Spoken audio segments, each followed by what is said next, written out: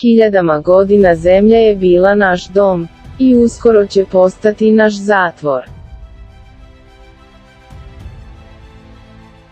Kriminalna elita koju čine moćni bankari i vlasnici velikih korporacija vladaju svetom iz senke i na korak su od ostvarenja svojih najmračnijih snova.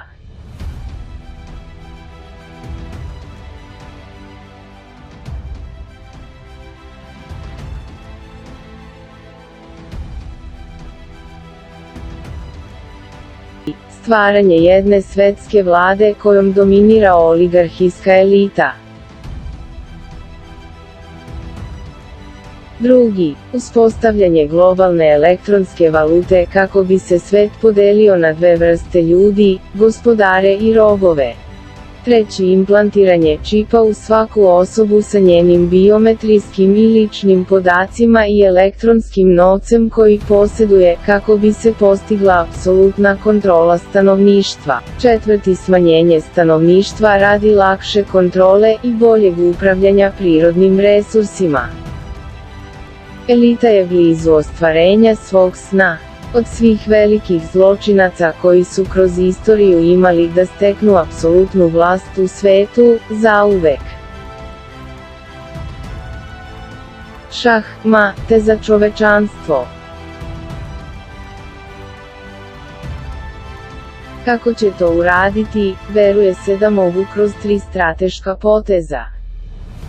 Prvi, ekonomski kolaps. Elita će stvoriti međunarodnu finansijsku krizu koja će kulminirati ekonomskim kolapsom. Tada će mnogi ljudi izgubiti posao i ušteđevinu u Evropi i Sjedinjenim državama.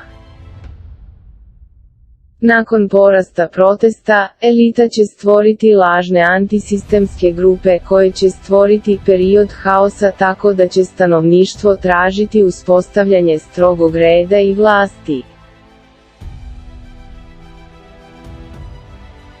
Evolucija kolapsa u Evropi i Sjedinjenim državama ići će na različite načine. U Evropi elite stvaraju ideju da nijedna zemlja ne može sama da prebrodi krizu. Centralizovana evropska vlada rođena je kada je državni suverenitet sveden na minimum. Javne funkcije države se privatizuju, velike korporacije se transformišu u državu. Politička klasa je diskreditovana, neki političari i bankari idu na suđenje, ali sve je to trik. Elite promovišu izmanipulisane lidere rođene od protestanata da usmeravaju proteste i daju iluziju demokratske regeneracije i nade. Vlast okupiraju demokrate koje su zamenile stare, neefikasne i korumpirane političare. Uspostavljena je naizgled demokratska evropska država, ali njome upravlja nedodirljiva elita. U Sjedinjenim državama kriza izaziva ozbiljne nemire. Oružane grupe se bore protiv države, od kojih su mnoge manipulisane od strane elite. Ima zločina i nedužnih žrtava. Savezna vlada uvodi vanredno stanje i sudove da povrate kontrolu. FEMA kampovi počinju da rade, protestanti su zatvoreni, optuženi za državne aktivnosti. Hapšenja i masovne represije u ime bezbednosti. Fašistička policijska država sa zvezdama i prugama, strategija ekonomskog kolapsa kulminira uvođenjem obavezne službe u državi USAD i Evropi. Mase ljudi koji žive u siromaštvu su primorani da rade za državu u zamenu za stanovanje i hranu. Biraju se najnesocijalniji ljudi koji obavljaju zadatak policije ili vojnika i vrše represiju nad stanovništvom. Vlada promoviše prijave i izveštavanje među građanima u zamenu za beneficije i nagrade. U jednom trenutku u procesu ekonomskog kolapsa, počinje drugi strateški manevar, zdravstvena kriza. Epidemija je proširena radi jačanja kontrole nad stanovništvom. Masovni mediji preuveličavaju situaciju i stvaraju stanje panike. Demonstracije su zabranjene pod izgovorom da pomažu širenju epidemije. Epidemija se koristi za tiho eliminisanje političkih neistomišljenika. Kako epidemija napreduje, vlasti utvrđuju da je jedini način da se kontroliše primjena čipa praćenje svakog građanina i brzo otkrivanje novih epidemija. Čip se također koristi za čuvanje svih podataka o svakoj osobi, njenom fizičkom i psihičkom profilu i njihovom elektronskom novcu. Fizički novac nestaje jer se smatra nehigijenskim, nebezbednim i praktičnim. Ove ideje će biti usađene u svest građana. Čip je jednak novcu, čip je jednak leku, nijedan čip je jednak smrti. U kombinaciji sa čipom, internet i računarski sistem u oblaku biće osnova za masovnu kontrolu. Svi podaci pohranjeni na udaljenim serverima, daleko od kontrole građana kako bi se postigla apsolutna kontrola internet mreže. Treći strateški manevar, rat. Prva faza su regionalni ratovi, dok su se do ekonomskog kolapsa i sprovođenja mera kontrole stanovništva širili lokalni ratovi. Bliski istok, Afrika, Latinska Amerika.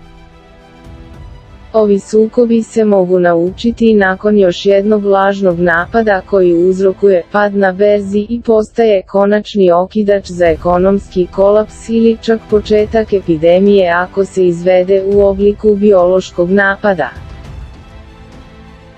U ovoj fazi, velike sile ne ulaze u direktan sukob jedna sa drugom u stilu ratova u Vijetnamu, Koreji ili Afganistanu.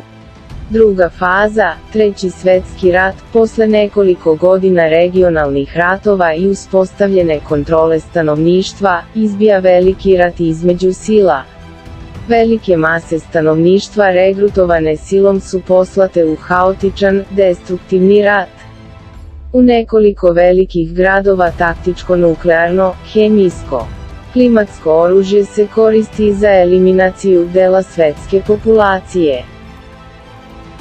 Treća faza mira, ratovi se završavaju kada se harizmatični lideri koje kontroliše elita pojavljuju kao duhovni spasioci sveta i potpišu mir zasnovan na jedinstvu svih naroda pod jednom svetskom vladom. Preživele i iscrpljene vlasti prihvataju konačno uspostavljanje jedne svetske vlade koju kontroliše nedodirljiva polubožanska elita. Gospodari sveta dobijaju mrtvu masu robova koje kontroliše visoka tehnologija i niko više ne može da se takmiči sa njima. Proces može trajati od 10 do 30 godina. Naš svet je na ivici ropstva i uništenja. Nama vlada elita psihopata bez ikakvog poštovanja prema ljudskim životima i na usluzi imaju armiju bezdušnih i korumpiranih pristalica sposobnih na sve da održe svoj status. Da li ćemo dozvoliti ovim gadovima da nas eliminišu ili ćemo se boriti za opstanak?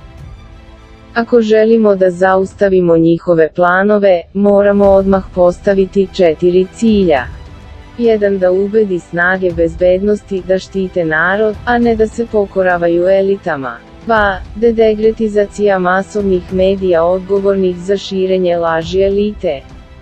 3. Procesuiranje i strogo kažnjavanje političke klase koja je služila tim zločincima. 4. Sprečavaju ugradnju čipova. Šta možete da uradite na ličnom nivou? Obavestite što veći broj ljudi o planovima elite. Očistite svoj um od lažnih vrednosti koje je sistem instalirao u vas.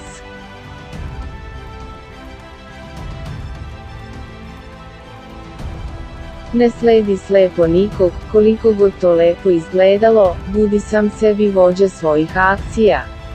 Ne upadajte u rasnu ili nacionalnu mržnju, to je zamka da se narod podeli.